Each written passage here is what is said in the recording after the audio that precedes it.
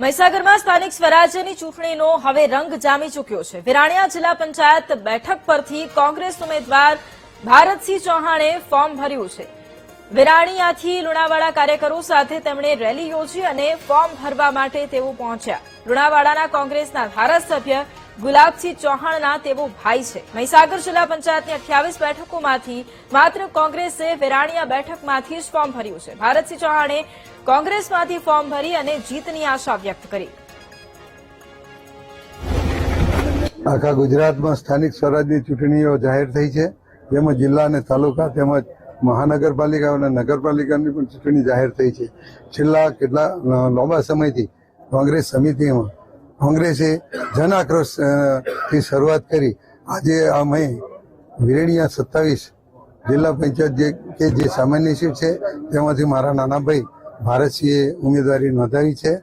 આપ જોઈ રહ્યા છો, મોટી જનસંખ્યા સાથે અમે અહીં પ્રાંત કચેરીએ એમનું આવેદન અને એમનું ચૂંટણીનું ફોર્મ આપ્યું છે।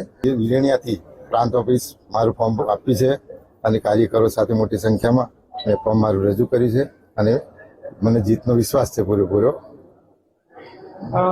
આગામી શું રણનીતિ રહેશે? બસ આગામી પ્રચાર કરીને જીતીશું, એ જ રણનીતિ।